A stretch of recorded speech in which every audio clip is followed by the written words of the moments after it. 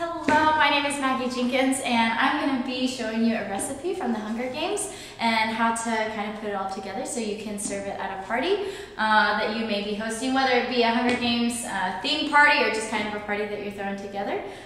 So we will begin.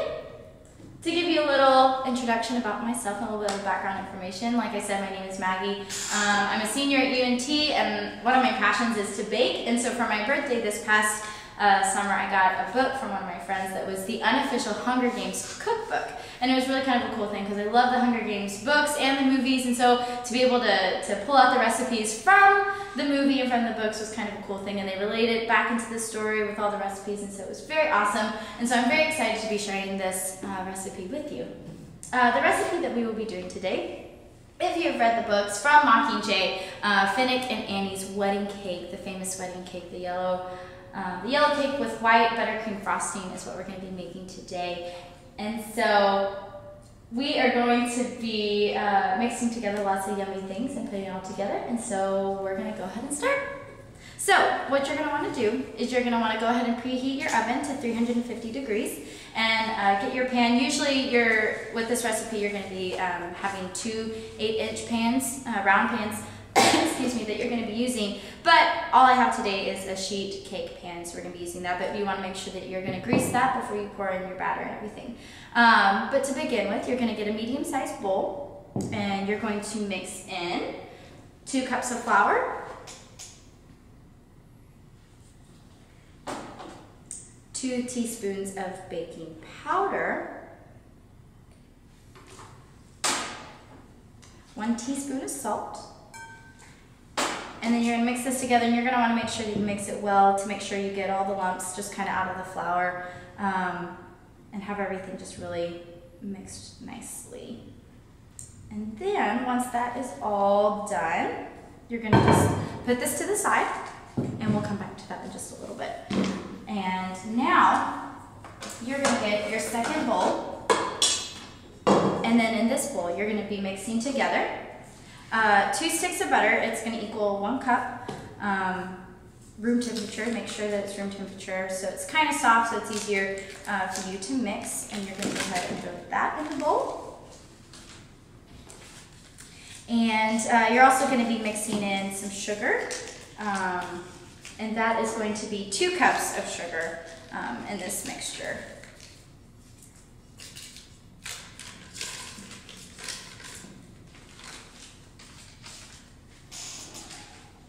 2 cups of sugar, and then you're going to throw this right back on. Make sure it's all secure and ready to go.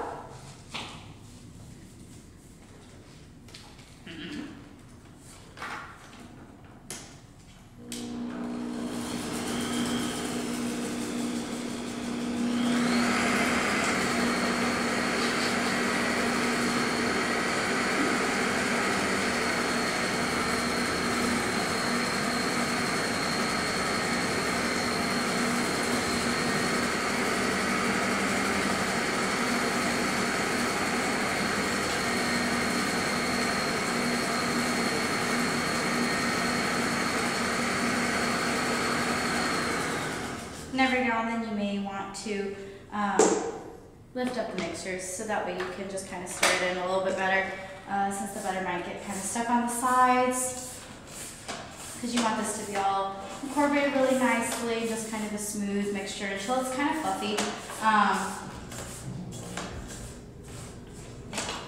You're just going to keep mixing until this is mixed well and looks good. We're going to do this one more time.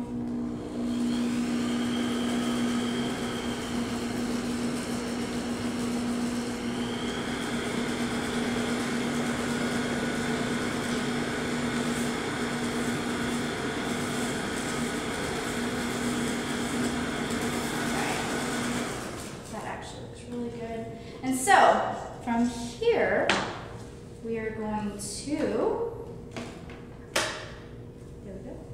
get our 8 egg yolks, and you're just going to kind of want this on a low setting, not too crazy so you don't want things flying. You're going to start that. You're going to try, like I said, one at a time, your egg yolks. Really simple to do. You just kind of get the eggshells and split it in half and then kind of go back and forth so that way the whites aren't mixed in with this. If you get a little bit of it, it's okay. And then when you're pouring them in, you're going to want to try and do one at a time. If that doesn't happen, then that's okay, like I said. But you just want to be able to mix it in one at a time.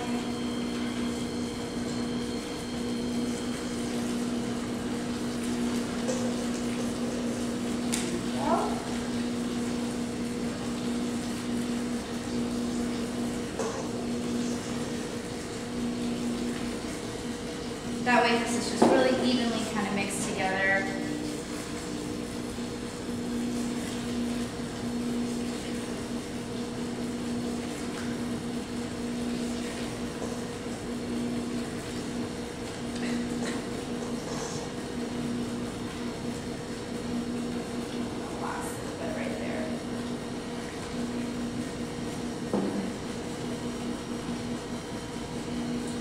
Once again, with how we kind of stirred it all together, because some things are kind of sticking together, you may need to do that with this as well. But just really simple, just kind of mix it all together and then give it one more spin with the mixtures and you should be good to go.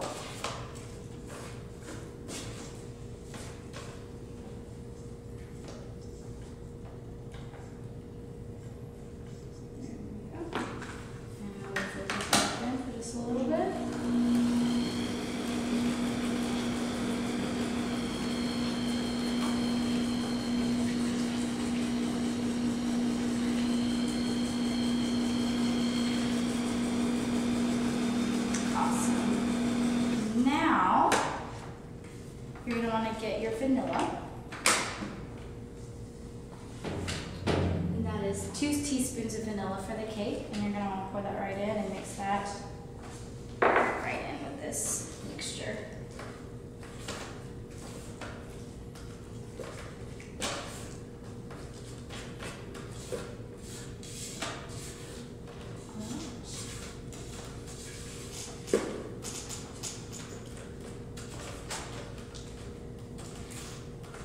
Now, we get to the fun part. And so while this is going again at a low speed, not too crazy, we don't want to have ingredients flying everywhere, we are going to start adding our flour mixture along with our milk. And so you're going to have 1 cup of whole milk. Go back to your flour mixture. And you're going to want to alternate between the flour mixture and the milk, and you're going to want to start and end with the flour mixture with the dry ingredients. And so we're going to go ahead and start with that.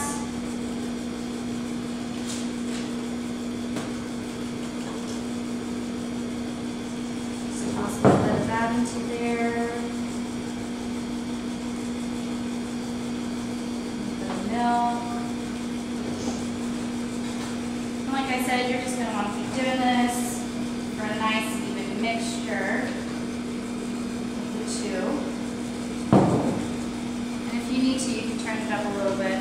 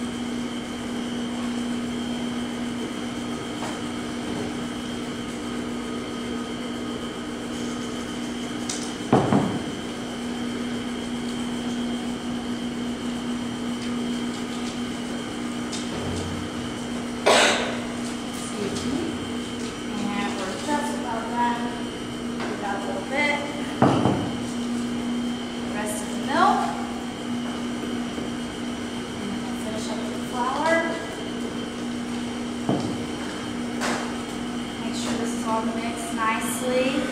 Now at this point you can kind of turn it back up again to make sure that everything is mixed well together. The dry ingredients along with the milk, along with the butter and the sugar, just to make sure that everything is kind of smooth and even before you pour it into the pan.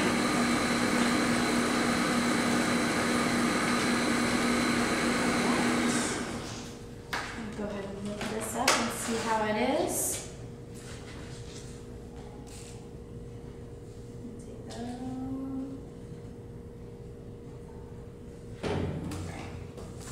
You can scrape any extras that might have been on the side and mix that together. This looks fantastic. So,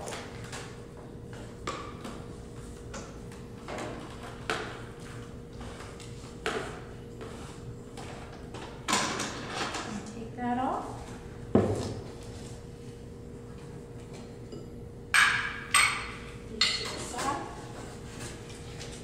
Like I said, you want to remember to make sure that you spray your pan before you put the cake batter onto it. That way it doesn't stick or anything like that. And then you just want to pour that right into the pan. And like I said at the beginning, usually this is done with a round cake pan, but unfortunately all I have are sheet cakes.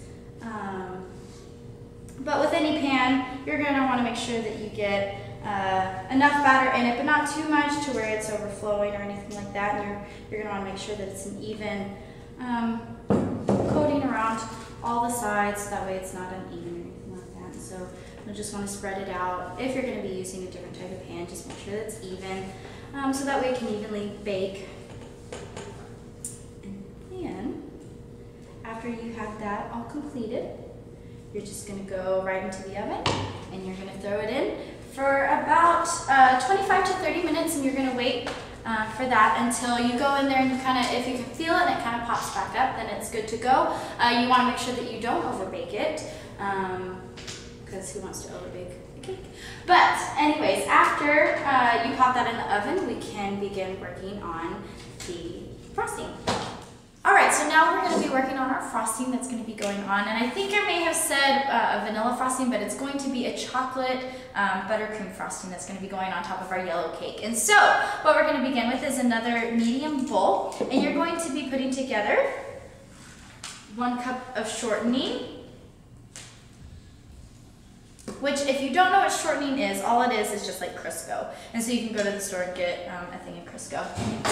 And you're also going to be adding 2 teaspoons of vanilla,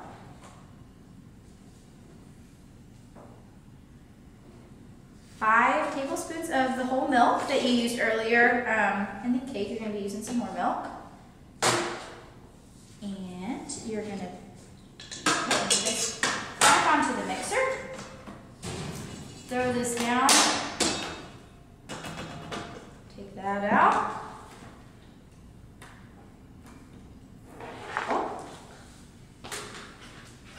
You also need to make sure that all your appliances are turned off before you plug them in. Make sure they're plugged in before you use them, because that will help with the process.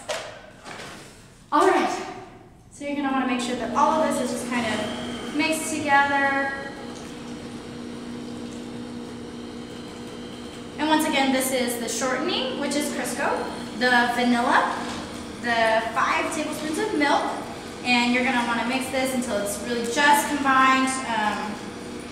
You don't want to overdo it or underdo it. You just want to make sure that it's all coming together.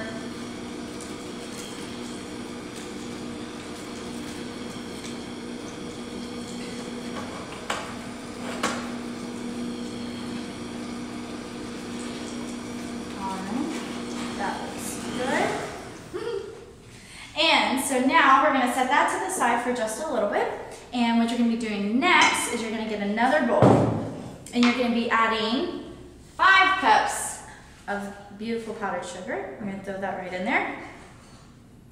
Ooh.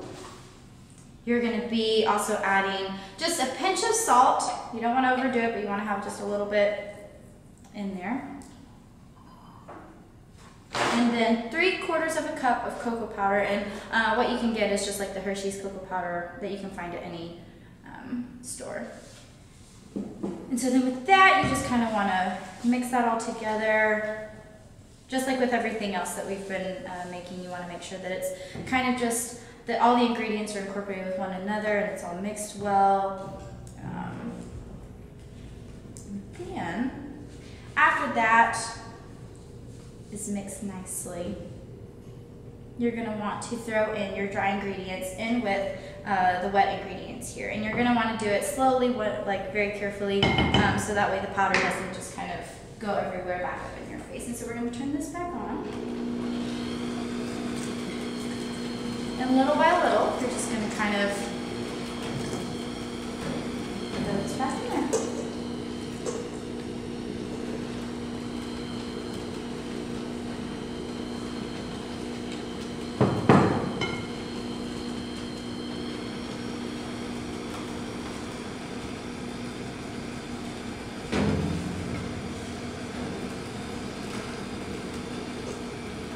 And obviously it's probably going to take a while since there's a lot of your dry ingredients. And so while you're baking, you can put on one of the Hunger Games movies and kind of get in the mood for the cake, and you can just sit back and enjoy that and just kind of take some time in baking and enjoy it and get all this prepared for your fun little party. And at the end of the day, when you're all done with the cake, everybody's going to love it. It's going to be delicious, and you're going to be able to say that you made it by hand.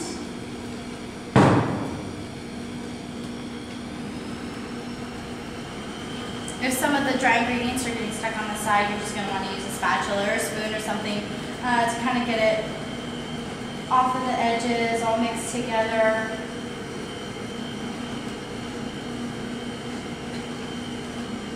And it may look like it's not really mixing very well, but it will. It'll start looking more like frosting and mixing together and everything. So don't fret.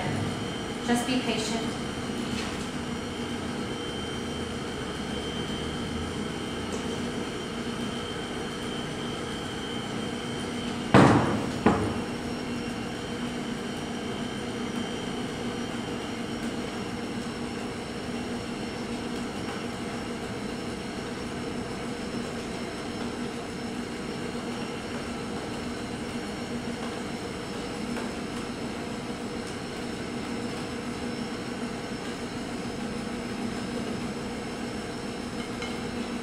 And so after you add all of your ingredients into this bowl, it's going to start looking more like frosting. And if you want to at the end, if you feel like you want a thinner consistency of frosting for the cake, you can add more milk if you'd like.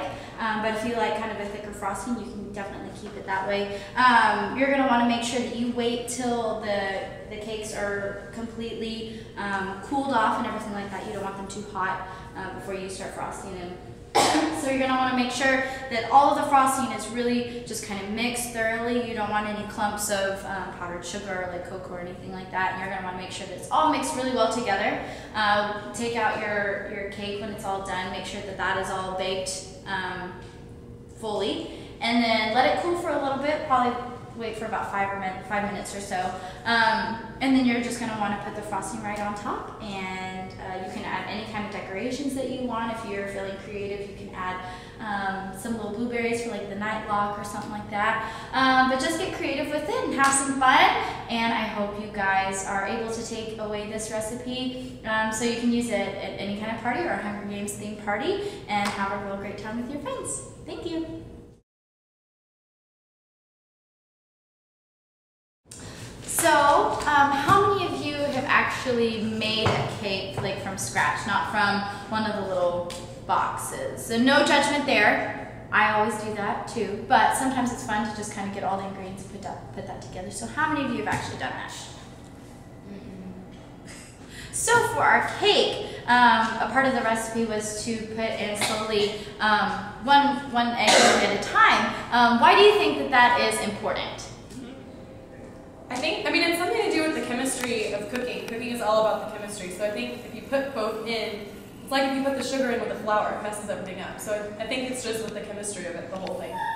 Other than like a Hunger Games themed party, what are some places that you might want to use this recipe for? Well, you know, there's always the birthdays and wedding receptions, and maybe you could throw in a roller skating party. There could be a graduation ceremony cake. That's always good.